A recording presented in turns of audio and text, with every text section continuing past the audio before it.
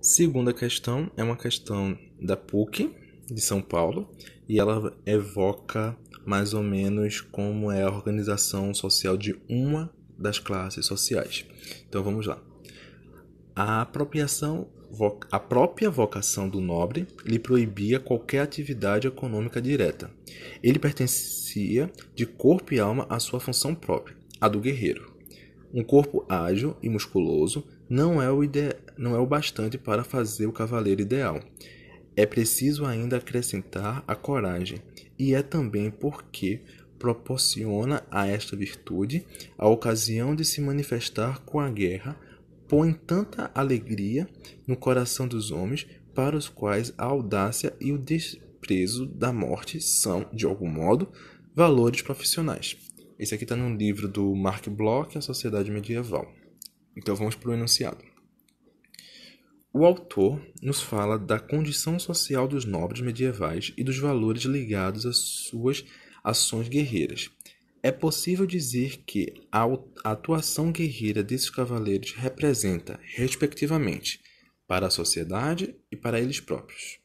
Então a gente vai ter nesse texto, nesse enunciado, dois movimentos. A gente tem que, primeiro, ver uma característica que representa a vida desse cavaleiro na sociedade, e também a gente tem que ver essa vida desse cavaleiro para ele próprio, ou seja, para o indivíduo. Então, o que é ser cavaleiro na sociedade, o que é ser um nobre guerreiro nessa sociedade e o que isso significaria para ele. Então, vamos lá. Letra A. A garantia de segurança num contexto em que as classes e os estados nacionais se encontram em conflito e há perspectiva de conquista de terras e riquezas. A letra A está errada em dois elementos. Ela erra nessa questão do contexto de classes e também dos estados nacionais. Estado nacional é um conceito que vai ser só formulado mais na frente, na Idade Moderna, que é quando a gente vai ter um Estado mais centralizado, um Estado que o rei tem mais poder do que os senhores feudais, um Estado apoiado pela burguesia, que ele não vai ter mais como base a economia feudal e sim a economia mercantilista e depois uma economia capitalista. Então, estados nacionais durante a Idade Média está errado. A parte correta do texto se fala quando ele fala dos valores individuais dos cavaleiros, que era uma perspectiva de conquista de terras e riquezas. Isso é verdade, mas a questão está errada porque ele trata de estados nacionais. Letra B. O cumprimento das obrigações senhoriais ligadas à produção e a proibição de transmissão hereditária de conquistas realizadas. A letra B está errada em dois pontos. Ela está errada no sentido de que as obrigações senhoriais estavam ligadas à produção. Não, elas não estavam ligadas diretamente à produção. Elas estavam ligadas a uma questão de favores. Existia o pacto de suzerania e vassalagem, mas esse pacto era muito mais ligado a favores e a conceder terras, não em produzir algo para alguém ou produzir algo para si. O conceito de produção de algo só vai ser feito a partir do mercantilismo na Idade Moderna. E ela também está errada porque ela fala sobre proibição da transmissão hereditária das terras conquistadas. É um equívoco, porque toda a terra que você conquistava, você tinha o direito de passar para o seu herdeiro. Esse herdeiro, na maioria das vezes, 90%, vamos dizer assim, eram homens do sexo masculino, principalmente os primogênitos. Homens do sexo masculino foi até redundante, mas eram os meninos, os primogênitos, os filhos primogênitos. Se eles não tivessem um filho primogênito, então ele teria que passar para casar a sua filha para que o marido da sua filha pudesse ter acesso às terras. Então, era sempre uma disputas muito políticas com os casamentos reais naquele período. A letra C. A permissão real para a realização de atividades comerciais e a eliminação do tédio de um cotidiano de cultura rudimentar e alheio a assuntos administrativos. A letra C é mais falsa do que tudo. Não existia essa permissão de realização de atividades comerciais. O próprio texto deixa bem claro que a única obrigação deles era de corpo e alma, que ele assumia de corpo e alma, sua função própria era de ser guerreiro. Não podia, era proibido qualquer atividade econômica. O próprio texto remete isso. Então, se a letra C diz que era a partir de uma realização de atividades econômicas, está errado. Essa permissão só vai ser concedida mais na frente, com as relações mais próximas entre a burguesia e o rei, mas isso já lá no século XV, século XVI. E outro motivo que a questão C, a letra C está errada, é a eliminação do tédio do cotidiano da cultura rudimentar e alheio a assuntos administrativos.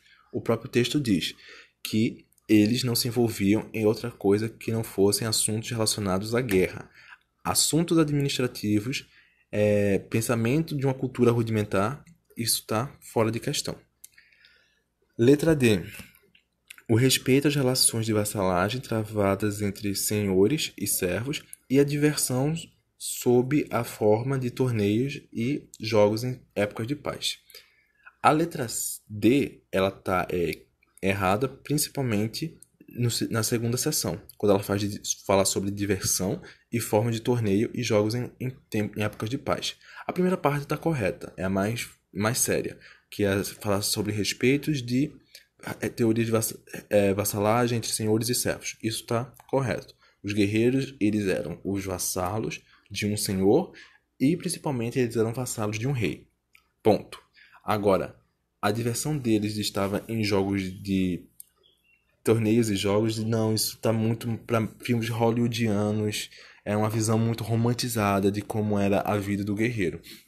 A única diversão que eles tinham, vamos dizer assim, era quando tinha incursões armadas ou quando era o período das cruzadas, que eles poderiam sim ir e desbravar novos territórios para finalmente assim conseguir novas terras. Porque pense, naquela época um rei podia ter de 10 a 20 filhos e só um deles poderia ter direito às terras. Isso se você não matasse um ao outro ali no meio do caminho ou se você morresse de alguma doença.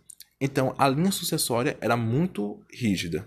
Então um nobre estava muito mais preocupado em tentar sobreviver fora fora do castelo, fora dos limites da proteção do seu pai e tentar mesmo conquistar novos territórios para si. Porque ele era nobre, porque ele era bonito, porque ele tinha poder, então ele podia exercer esse poder sobre dominando outros povos. E eles fizeram isso principalmente a partir das cruzadas.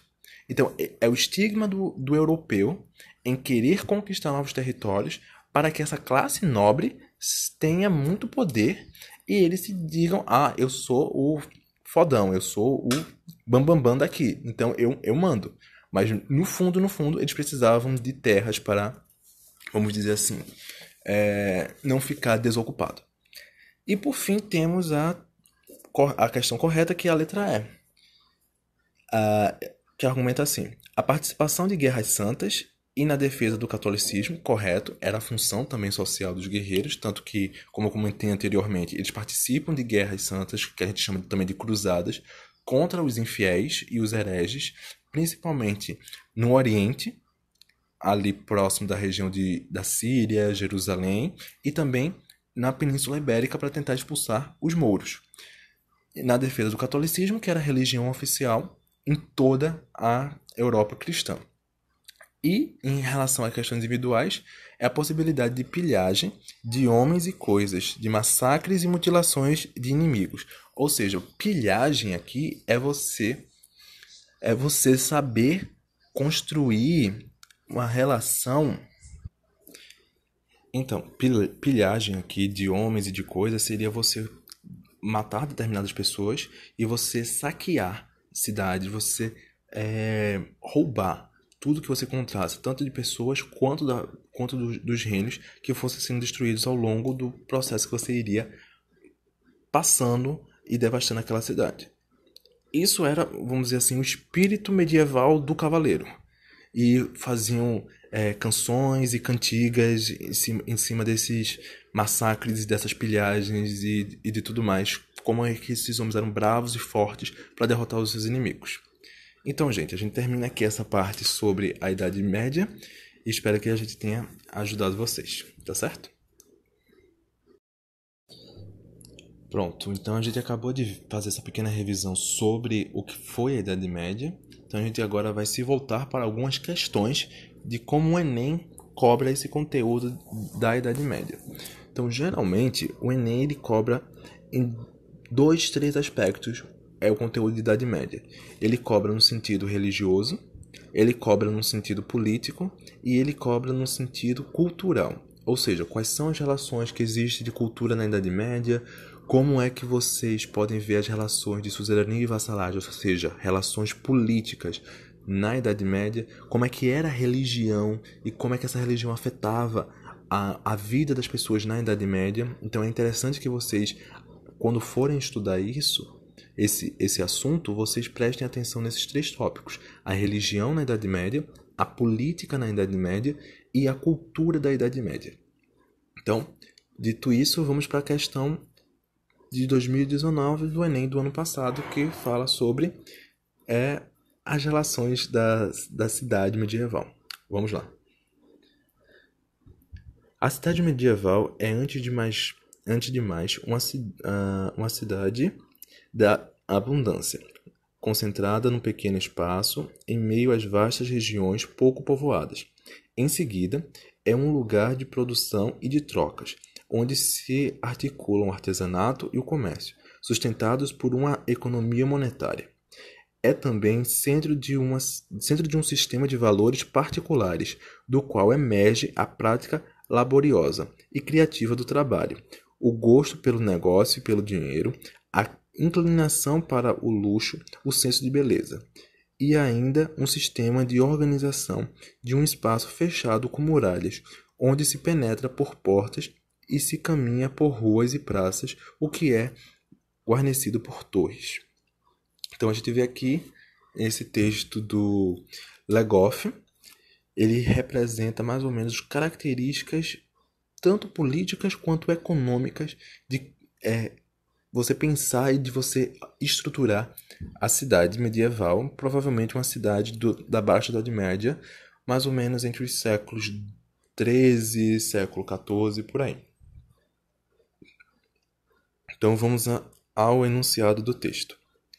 No texto, o aspecto descrito se caracteriza pela associação entre a ampliação das atividades urbanas e ou seja, ele quer que você analise uma relação entre todo o processo das atividades urbanas, que ele descreve aqui, que essas atividades são relacionadas à produção de trocas, articulação de comércio e artesanato, tem uma economia monetária, é um sistema de valores particulares, ele incentiva a vida do trabalho, a criatividade do trabalho, existe negociações através do dinheiro, então você tem que relacionar todos esses elementos que ele destaca aqui com uma das questões aqui embaixo enunciadas presentes no texto. Então vamos lá. Segundo essa ampliação das atividades urbanas, ele tenta relacionar, primeiro, letra A, o poder hegemônico da realeza. Nesse processo aqui, no texto em especial, a gente não vê nenhuma menção à vida ou poder hegemônico da realeza. A gente relaciona muito mais isso ao poder e à hegemonia de uma classe que seria a burguesia. Isso é bastante presente no texto. Então a gente pode dizer que as cidades eram centros comerciais e de produção da burguesia, não da hegemonia da realeza. Então a letra A estaria errada. Letra B. Aceitação de práticas usuárias dos religiosos. No texto a gente não vê nenhuma menção ou relação entre a cidade e a religião, ou entre processos e pessoas de uma ordem eclesiástica e sua interferência na cidade. A gente não vê isso. Letra C. Independência da produção de alimentar dos campos. É incoerente, porque se você subir um pouco mais aqui, no início do texto, ele diz que a cidade medieval é, antes de mais nada, uma sociedade de abundância, concentrada num pequeno espaço em meio a vastas regiões pouco povoadas. Essas regiões pouco povoadas não significa que ela tem uma independência da produção alimentar dos campos, porque quem vai abastecer a cidade são os produtos vindos do campo. Então, a letra C estaria praticamente errada. Letra D. Superação do ordenamento corporativo dos ofícios. O que seria esse ordenamento corporativo dos ofícios? Seriam o que a gente chama das ligas hanseáticas, das ligas de comércio, das ligas de artesanato. E eles não foram superados. Essas ligas e essas corporações de ofício foram importantes para consolidar o ofício do artesão, do carpinteiro, do ferreiro, entre outros profissionais que trabalhavam diretamente na produção. Então a letra D está errada porque não houve uma superação, mas sim uma intensificação dessas corporações de ofício a partir da Baixa Idade Média. E a letra E, que é a nossa resposta correta, diz permanência de elementos arquitetônicos de proteção. Porque, gente, se vocês analisarem, mais ou menos aqui no final, ele diz assim: e ainda um sistema de organização de um espaço fechado com muralhas, onde se penetra por portas e se caminha por ruas e praças, o que é guarnecido por torres. Então, para você manter a ampliação das atividades econômicas, das atividades urbanas da cidade, você também teria que ter uma organização de proteção. Então, por isso que a gente diz que a permanência de elementos arquitetônicos de proteção seria a mais correta, porque ela está tanto presente no texto, quanto faz muito sentido você trabalhar isso ao longo de você ter uma economia fortalecida e, ao mesmo tempo, uma proteção dentro dos muros daquela cidade.